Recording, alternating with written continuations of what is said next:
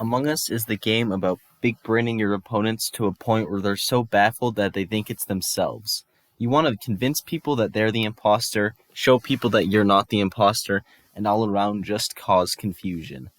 Now, when you are the imposter, there's lots of strategies that you can use to win, killing when the lights are off, doing things that make you seem crew, like pre-jacking lights, or opening doors, or doing tasks. You can also use admin table to find out where people are, use information like that, and just seem as crew as you possibly can. Or you can use someone else as an alibi. You stick with someone for 2 rounds, they think you're innocent, and then on the 3rd round you go on a killing spree, and they won't know the wiser. The point is, you want to manipulate people in this game, and you want to make other people seem bad. But there's 2 ways to play imposter. You either, like I said, manipulate, or you make other people seem bad. And that's what we're going to be trying to do in this video. We're going to be seeing, what are the best ways to blame other crewmates for kills that you did? What are the best ways to get other people suspicious and suspicion off you?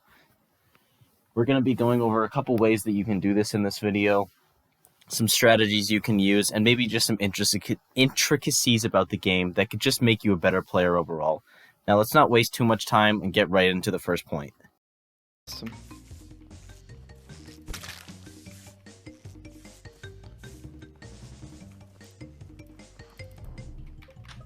White is dead in comms. And the other person who died 10 seconds ago, I think. Huh. Okay. I did the lights. Someone at 5up in his chat tell him, "F you from Blouse Toys. I did the lights." Now, one of the more common strats in Among Us is to use other people as alibis. But I think that people don't really do this in a more literal sense. They'll manipulate people, they'll say they were with each other the whole time, gain their trust, and in that have them vote with you. But if you use a completely innocent person as an alibi, and they're dead and they can't speak against it, then you're also going to see more town, and it also doesn't raise sus of you manipulating someone. They don't have to worry about that, because people in Among Us are always wondering if they're getting played. But if you have a completely town story and people and those check out because the tasks have been getting done, things have been getting done like that, then it makes sense. You kill someone on lights and either report and just lie where the body is, or another body gets reported, you can claim you did lights. Someone's dead that did reactor, you can claim you did reactor. If somebody is dead, they cannot speak against you, and by that proxy, you can use them as an alibi in a different sense. Because the thing is, people are always expecting to be manipulated, but no one's really getting manipulated. Now, it is unfortunate if you're said, hold on, I think I saw person A do lights, you didn't do lights, and then you're going to have to ad-lib your story a bit and be like, oh yeah, well, I was there, they fixed it, I walked in the room and then left. And even then, you're still looking a lot more innocent.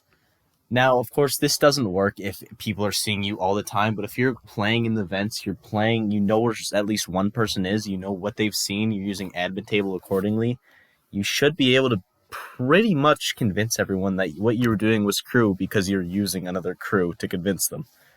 This is a very good strategy, not too hard to pull off. Just make sure you get someone in an isolated area, make sure that no one's super close nearby. You just gotta make sure the admin table checks out and they report another body. So you gotta hope that your crewmate imposter, they do the little bit of work for you, or you might want a button. Say you saw someone dead on admin and someone dead on vitals. People might call you out for that, but it's a lot better than them just finding the body and you being like, I was there the whole time.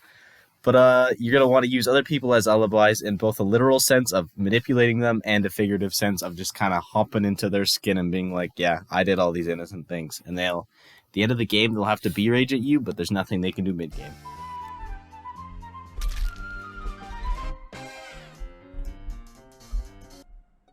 This is self-report.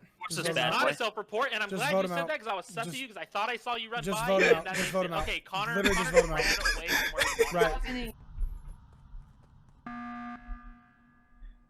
Good shit. Curly was waiting for me at the button with Moxie. I'm pretty sure it's both of them. Yep. Okay. Oh, Connor, you are so dumb. The next thing you're going to want to do is to be keeping third imposters alive. Now, this kind of goes without saying. You're not going to want to kill someone that's not sussing you and sussing everyone else, but there is different ways of handling them. The best way to handle them isn't to seem sus to the third imposter, it's to be sus, or to seem less sus to the third imposter. Because usually the people that are thinking logically, they're going to suss you out anyway, But if the person that's yelling how it's person A, they're doing this, blah, blah, blah, blah, blah, if you can also convince them that you're good and maybe back them up with actual logic that you have as the imposter, you obviously know more, you'll be able to help people get pushed out, and then you could use them for the rest of the game because they will believe you, because they are so certain that they are right. They're so certain that they got the right person that they are likely to believe you if you were saying, oh yeah, we definitely got the right person. You were able to use third imposters. They are such a valuable asset in this game, and people feel like don't use them enough. People are always saying, oh, we should 50-50, we should do this, but I don't think that's a very good strategy, because if you get one out and it's wrong, even if it isn't wrong, you could still use that person as an alibi, use them to like, I agreed with you, I helped you, I saw what you saw, you're definitely right, everyone else will agree. You can use them as a way of kind of reassuring yourself, not only with that one specific person, which is one vote, which really matters in the end, but also as the rest of the crew, if they are convinced enough you got someone out, because you only really need one vote. If it's in a 6 situation or a 5 and you get 2 imposters alive, if you get one vote, you can double kill if you guys vote right, but of course you need to be coordinated with your imposter. But let's say person A votes person B, then you as the imposter can both vote persons B, and if everyone even votes an imposter, it doesn't matter because you've got person A on your side. You can use them so good as an imposter because they can also frame other imposters. They can maybe get you, but once you're on their side, they're imposters, or at least when they're being kind of dumb, it's hard to, kind of get them off. Because I don't know, some people just play different. Some people, once you trust them, they trust you back immediately, and when they're wrong, it's so much easier to, because you can just make stuff up because everyone's lying anyway, and people, the more crazy it is, the least or less likely they are to believe it. So keep third imposters alive kind of goes without saying, but you're going to want to use them differently. If the third imposter is just being outlandish, then obviously you go against them, and it's like, oh, well, I helped you guys vote that the one that was being like out of control out with you, and the logical person is also going to be on your side. And what else? And also, once again, you still have 2 in crewmate left, or imposter, I guess. I always say crewmate because bad person perspective. But the fact that you never want to kill 2 people that are accusing each other, and you, as an imposter, you really don't want to go for 50-50s, because in later game you can use the fact that that person was brought up earlier and you're probably wrong. You want to keep those people alive because they're valuable to have around. So it's not really a framing thing. It's not a manipulation. I guess it's kind of a manipulation thing, but it's just a rule of how to use third imposters correctly to make sure that they can vouch for you and be a literal, I guess, true third imposter. I guess that's kind of where the name came from, eh? But they're the most valuable resource. You're going to want to agree with at least one side. You don't want to be like, let's skip. You agree with one and you hard agree with one. Even if it makes you seem sus, in the end, it'll probably work out for the better. Because being indecisive in this game also makes you sus, because then in the end, you have nothing really go on and people will say you're bouncing off, which is never good. It's gonna be so hard to win though, like, cause there's just too many, there's too much grouping. Oh no! He's gonna blame Ray! Killed Edison in front of me. It's close! Valkyrie just killed Edison in front of me. Okay. Okay, okay. Oh, okay, man. okay, No! Ray just killed again! Holy shit! Now, forcing 50-50s in this game is probably the riskiest thing you can do as the imposter, because it guarantees that you are now sus. You're on everyone's sus list, and now you're, like, guaranteed an imposter, which is obviously not something that you necessarily want. The reason why this can be good, though, is because that also makes the other person allegedly an imposter. So if you stick with them, if you ever find another person alone, that's another free kill. You could just keep using that person for free kills, because if they don't vote you off, then eventually you'll just be getting more and more kills. You'll be getting conglomerating, all that stuff, and it'll be more just you versus them bickering, and it's not really getting anything done. And the only play they can make is they have to guess, and if they guess wrong, then you win. And if they guess right, then you made a risk in it. It doesn't always pay off. But the reason this is also good is because no one really trusts that person's word. So let's say person A clears person D, and then you're like, I saw this person kill, and they're like, no, I saw them kill, blah, blah, blah, blah. Well, now, let's say you vote that person off in the later round, they're not going to be as trustworthy of person D, just because they're like, well, we don't know if they're the imposter, maybe we should vote them out for safety. It's making a person that is completely innocent with good logic and good like facts and information to give out. It makes their information tainted, which is always, a bit nice if you can have someone that could potentially be a liar. So the 50-50 force, very good, very risky. It kind of adds a third imposter when you think about it, because they really can't do anything that gives crew information, because unless they're traveling in a group of 4, but most times if lights are called, you're going to get split some way. It's not too hard to separate people, and it just makes it extremely difficult.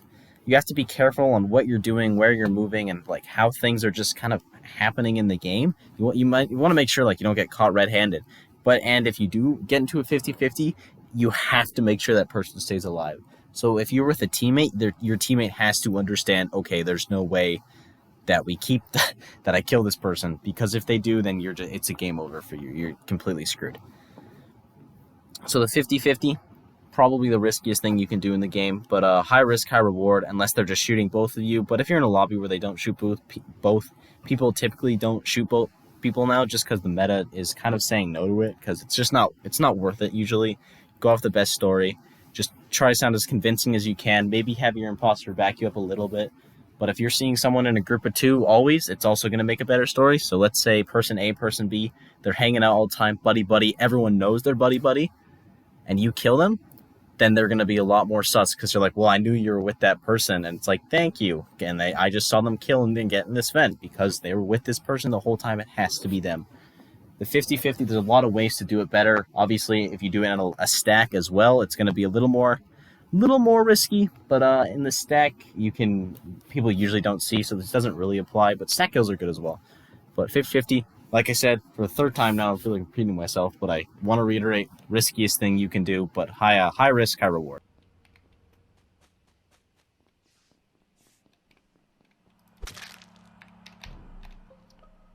Alright, I'm pretty sure it's fine. Now, framing someone is similar to a 50-50, but different in a couple ways, mainly because there's not as much aggression from the person you're framing, unless they're one of those players that the second they hear their name, they accuse 8 people, and they're like, it has to be you, you're accusing me because I'm innocent. But, people like that usually don't have the best arguments as well, so that's just kind of a different situation on its own.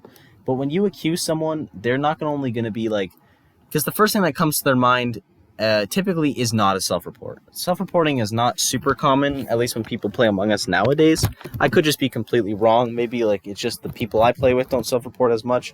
But I know when I self-report, which I kind of do consistently, people, the first thing they think isn't, okay, this person killed and self-reported. They think is, okay, where is everyone else? Where was I? What was I doing? What did I see? What test did I do?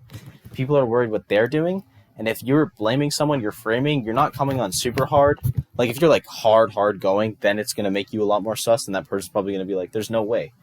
But if you're, like, pretty calm about it, and it's like, it probably is this person because I just saw them walk by and there's a body there. So, like, explain yourself, explain what you did, explain why you didn't do it. Then they're likely to not only, like, maybe they won't crumble, maybe they'll still get a good story, maybe you'll skip. But they're more likely to, just not think it's you. If you're logical, people usually don't think it's you. People usually don't think it's self-report. But the best way to frame, I think the best situation, is to frame next to a vent. Because then if you are wrong, like let's say you don't have confirmed ejects off, or like there's a way that they can prove you were wrong, then it's not you get voted out because they know it has to be you. You're not forcing a 50-50 because there's a possibility that someone else could have done this kill. So the frame isn't it's one or the other. The frame is it's probably this person.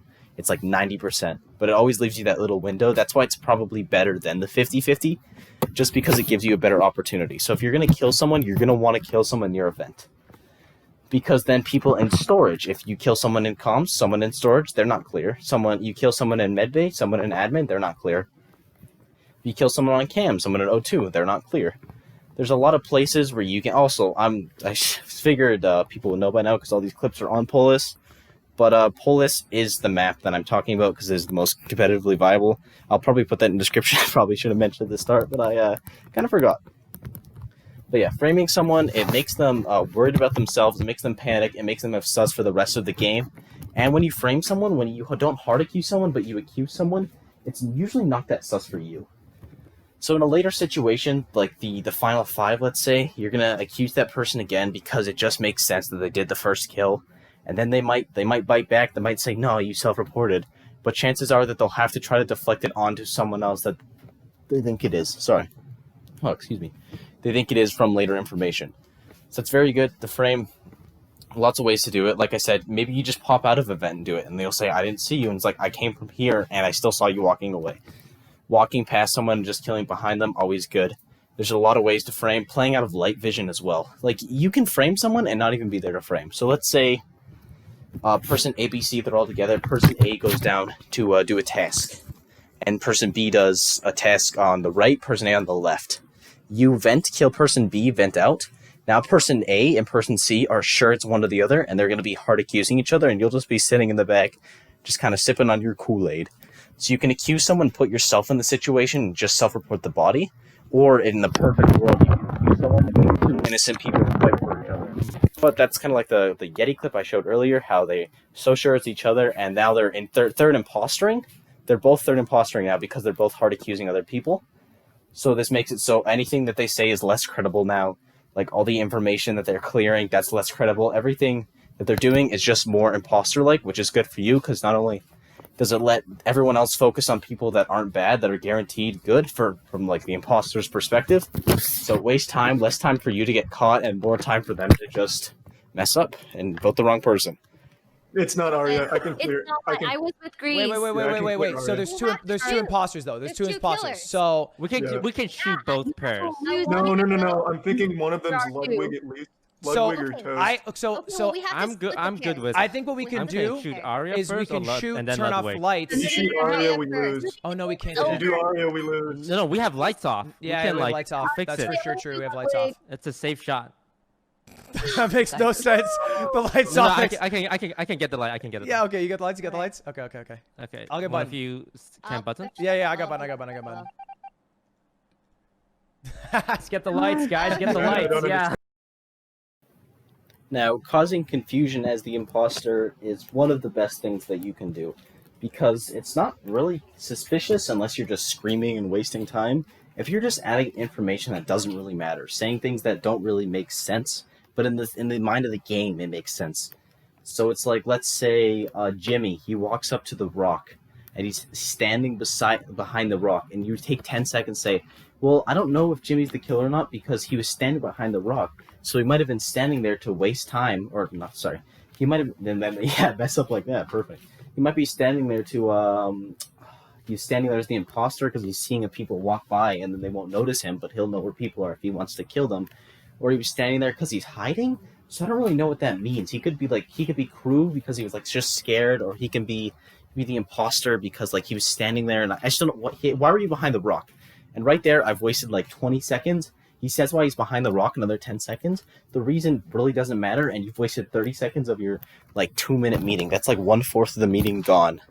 And by that point, like people are going to give more information, and you can do that again. You can be like, okay, you took a while doing the O2 task. Like, what take you so long, like doing the leaves? And they'll be like, oh, I messed it up a couple times, and you're like, oh, it's a pretty easy task, but that's kind of sus you. But I'm not going to like vote you off that. Actually, maybe you can mess up that task. I don't know. We'll just everyone keep that in mind that he messed up that task because he could just be faking it. And then once again, another like 10 seconds gone. And if you are a stuttery person like myself, you can stutter a lot, you can go a lot, just talk slowly, and you will get a lot. Like XQC, just as an example, when he is the imposter, he says a lot of information. He says it very fast. But he also says a ton, like too much information almost. And he takes up 90 seconds saying basically everything he ever saw that game entirely. So imposter or crew, he's giving out a ton of information, but people aren't going to remember it all. So if you're giving under information or over information, that is always good because it's just overwhelming. When there's so much knowledge, people forget the necessities. They forget what happened last round. They have to remember everything that happened this round because there's so much. And they just forget. Like confusing people on what happened, spilling information that doesn't matter is just super important. Like, and it's not sus. Like, me talking about The Rock, people are like, oh, that makes sense. That's kind of weird that he did that. And it doesn't make sense. Nothing happened, and it wasted 30 seconds. Causing confusion is so important, especially in a meeting, because it gets less time on you being sussed out and your partner being sussed out. and more time just doing nothing. So yeah, that's a super safe thing to do. Like, obviously you don't want to do it for like half the meeting because people will get annoyed and just vote you off that. But 10, 20 seconds here or there, it's very good time waster. Just a good way.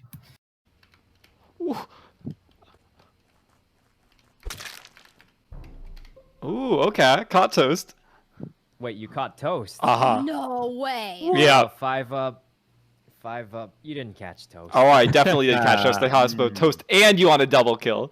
Alright, so... The final thing that I'd kind of like to touch on is just being, like, outright crazy in this game. If you make a crazy play, a crazy stupid play, a suggestion that is just out of control, people really don't know what to do with it, because the number one fear in Among Us, it's not losing, it's not getting killed, it's not being accused, it is being clipped, getting outplayed, getting just mind broken, destroyed.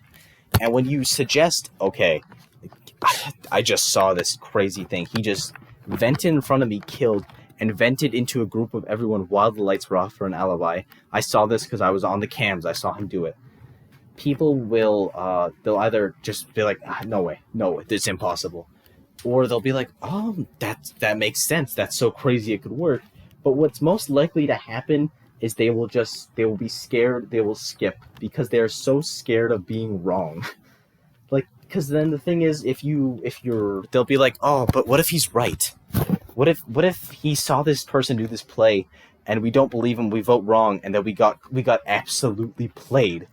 But then they'll also be like, well, that doesn't make sense. Like, that's like a pretty good chance he didn't do that, but what if he did? And when you start doubting yourself, your information becomes less sustainable about that person. You're not going to be thinking as clearly. You're always going to be thinking in the back of the mind that you don't trust them as much. And not trusting innocent people is kind of the name of the game when you're the imposter. Like, you're going to want people to not turn on each other explicitly, but to just not trust each other. If you're a reliable source that people can consistently go to, that is so much better than being a source that is, it's me or this.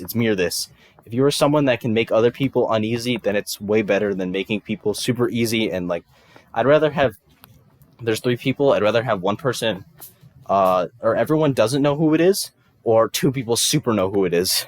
Because that's difficult. But when no one knows who it is, it's even harder. So there's ways you can play it where you can go for the 50-50. So it's like a graph. When you make the outlandish plays, the 5-up clip you just saw, where he says he prevented a double kill, he saw the double kill happening. That's gonna make people. That's like the one spectrum. That's like the left side, where it's like, that's so crazy it could work, I'm scared. And then there's the middle, which is the frame. It's like, maybe he didn't do it, but he probably did. Like, this is probably what happened. And then there is the hard accused, the 50-50. That's the situation that it's like, it has to be me or this person, and I'm forcing you to choose. There are 3 ways you can play it, and all of them depend on what you've done the previous round, if you've manipulated anyone, and just, a general rule of your playstyle, imposter versus crew. Everything's going to be different for everyone. Every lobby's going to be manipulated in different ways. Every player's going to have a different output on how they should do it. Everyone's going to be better at certain things. But this way, it also causes confusion because people are unsure of themselves. And when they are unsure, they usually make decisions that are more affected by the group. If you have 2 imposters strongly pushing it versus 3 town that kind of know but really don't know, they're more likely to go with the people strongly pushing it because they just feel it's safer. They want to believe they want to trust it, they want to believe it's true because they don't want to get outplayed. And in the end, that's what outplays them. So yeah, that's kind of how you're gonna want to play imposter in this game. Obviously, there's some things that I didn't cover, like sabotages, how to use cams as imposter, how to use vitals, how to use admin, and then the biggest thing probably is how to manipulate. But I can definitely make other videos on how to do these sort of things if you guys want to, learn more. Because this game, there's a lot of strategy, and obviously I don't know everything. Nobody does. But it's always nice to get another perspective, another way to look at the game, and another, set of eyes, if you will. Obviously, thanks for watching. The kind of summary here is 50-50s is the most aggressive thing you can do. Frame is kind of the middle. And then, I forgot what I said the last one, damn it. I believe it's just making crazy accusations that don't really have a lot of logic. because it just raises confusion. Raising confusion is the safest thing you can do in this game, and wasting time. Raising confusion, wasting time, because they don't really make you super sus, but they waste yeah, they waste time, obviously, and they make people confused. I need more synonyms for these things, because I'm just kind of repeating myself, but gotta drive the point home, if you get what I'm saying. Yeah, there's a safe way, there's an aggressive way, and then there's like a midway. There's always different ways to play games, but in Among Us, it's very telling on how you play Imposter Crew, so you gotta make sure you're consistent. Yeah, that's kind of the video. Thanks for watching. I actually really enjoyed it. I always enjoy talking about Smash, and I enjoy talking about Among Us too, I guess. I don't know, I like doing these type of videos. It's just talking about something that I like talking about just to myself, which is fine, but it's an audience. Communicating to the masses, the peoples. Anyway, thanks for watching. You guys have a lovely day, evening, time zone, whatever time it is. Just make sure it's a good one. I'll leave all the people's videos that I use in the description, all the clips, the train wreck Yeti I used in the background from when I was talking, because I would use my own stuff, but my OBS has been super buggy lately, and I don't know how to fix it. It's been like really choppy and just awful to watch, so I use these for now.